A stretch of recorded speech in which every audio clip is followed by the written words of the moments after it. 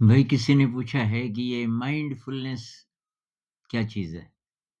मतलब मेडिटेशन, ध्यान तो हमें पता चल गया कि भाई बैठ के और अपनी साँस को ऑब्ज़र्व करो, अपने शरीर को ऑब्ज़र्व करो। शरीर में अगर कुछ हो रहा है, कोई संवेदना पैदा हो रही है, तो उसको महसूस करो।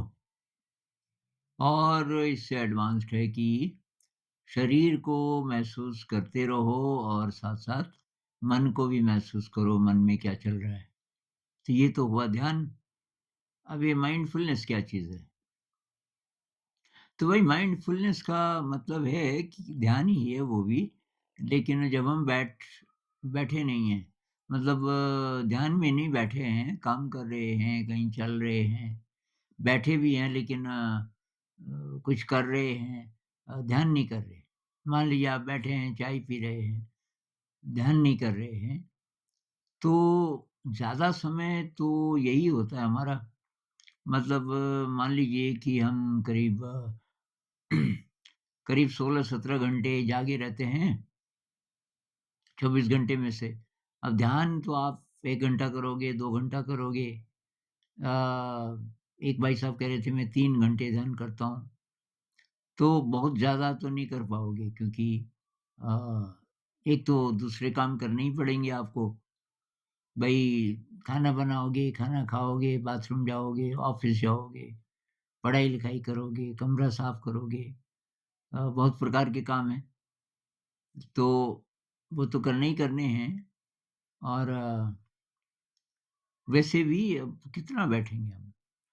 तो ये जो समय है और ज़्यादा समय यही है, अगर 16-17 घंटे में से आपने 2 घंटा ध्यान किया, तो तब भी ये 14-15 जो घंटे हैं, इनमें अगर हम बिल्कुल भी होश में नहीं रहे अपनी, वही माइंडफुलनेस है ना, अपना होश।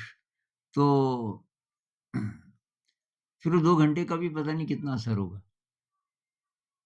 इसके बारे में मेरे ख़्याल से सबसे पहले पूरे विस्तार से तो गौतम बुद्ध जी ने बताया। ये सतिपट्ठान सूत्र एक किताब का नाम है, बहुत पतली 60-70 पेजेज़ होंगे, उसमें उन्होंने ये बहुत विस्तार से बताया है कि भई चलते हुए, बैठे हुए, काम करते हुए आप अपने शरीर को महसूस करते रहो। शरीर नहीं हो रहा तो साँस को महसूस करते रहो। एक कश्मीरी संत हुए हैं लक्ष्मण जू, लक्ष्मण जू, तो उन्होंने और एक अंग्रेज ने मिलके किताब लिखी है ज़ेन फ्लेश, ज़ेन बोन्स।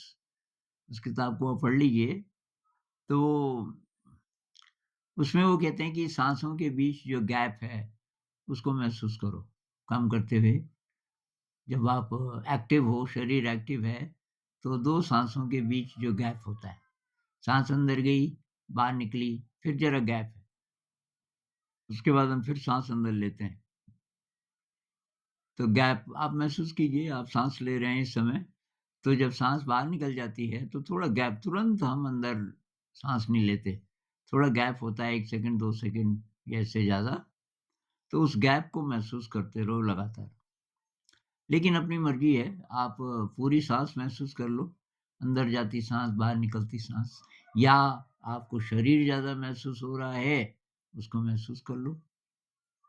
शरीर को महसूस करने का क्या मतलब?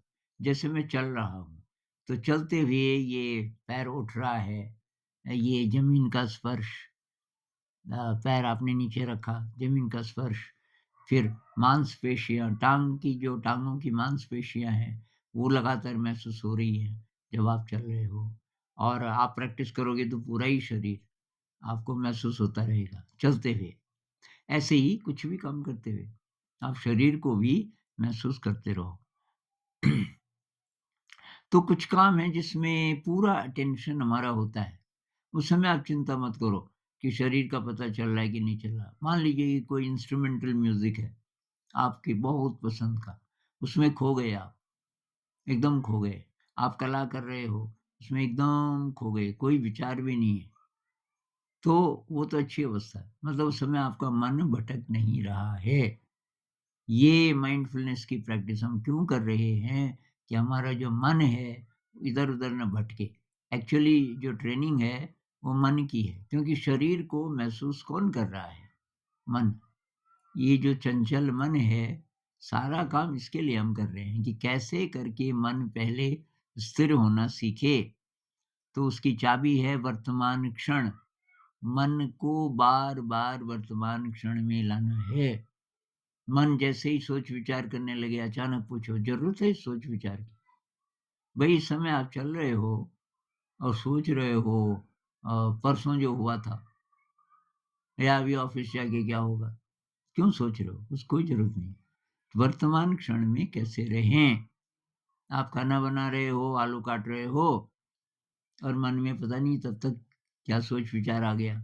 जैसे ही पता चले, अब प्रैक्टिस करोगे तो बार-बार आपको याद आ जाएगी। जैसे ही पता चले, भई तुम तो आलू काट रहे हो ना, तो ये सोच क्यों रहे हो इधर-उधर की? अच्छा, दूसरी बात, चलते हुए शरीर महसूस हो रहा है, लेकिन फिर भी विचार बहुत ज़्यादा आ रहे हैं। इसका मतलब मन को कुछ और भी काम दे दो। कैसे? देखना शुरू कर दो ध्यान से। शरीर महसूस हो रहा है और जो भी है दृश्य, आप सड़क पे चल रहे हैं, सामने बिल्डिंग्स हैं, या सामने पेड़ है, कुछ भी है, वो भी दिखाई दे रहा है। तो दृश्य को देखते हुए आपको अपने शरीर का पता चल रहा है। मन को आपने ज़रा ज़्यादा काम दे दिया। उसी तरह सुनते हुए बहुत गहरा ध्यान हो सकता है। तो अब शहरों में जैसे आप बोलोगे कि भई ये तो अच्छी आवाज़ें नहीं हैं, जैसी भी हैं, जैसी भी आवाज़ें हैं, जैसे ट्रैफ़िक की आवाज़ है ना, ये बड़े-बड़े शहरों में जो ट्रैफ़िक बहुत ज़्यादा होता है, उसको ऐसे सुनो जैसे दूर कहीं समुद्र में लहरें हों। तो प्रैक्टिस करोगे धीरे-धीरे, धीरे हो जाएगा। एक बार मैं उत्तरकाशी में था, एक छोटा-सा टाउन है, यहाँ से जब हम गंगोत्री की तरफ जाते हैं तो बीच में आता है और वहाँ ये नदी है भागीरथी। गंगा नदी, गंगा बाद में उसका नाम पड़ता है, पहले भागीरथी बोलते हैं। अ, तो वहाँ मैं टीचर्स ट्रेनिंग कर रहा था। शहर से करीब 7-8 किलोमीटर दूर एक बहुत बढ़िया जगह थी और एक होटल था, काफ़ी बड़ा, उसमें ये ट्रेनिंग हो रही थी। तो ये ट्रेनिंग चलती थी साढ़े 3-4 बजे तक, क्योंकि कुछ-कुछ लोगों को घर जाना होता था बस वग़ैरह में बैठ के। तो मेरे पास फिर काफ़ी समय होता था तब से लेकर के और खाना होता था 8 के करीब। तो नदी के किनारे-किनारे रास्ता था। मतलब ऐसा रास्ता था, ऐसा। ये नदी है।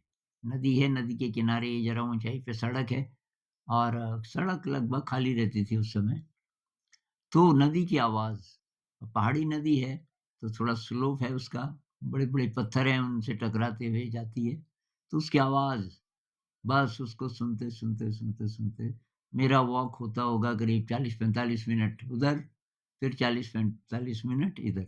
इतनी देर मेरा बहुत गहरा ध्यान हो जाता था, सुनते हुए। केवल आवाज़ें सुनो तो भी चलेगा, आवाज़ें सुनते हुए शरीर को भी महसूस कर सको, तो तब और भी ज़्यादा।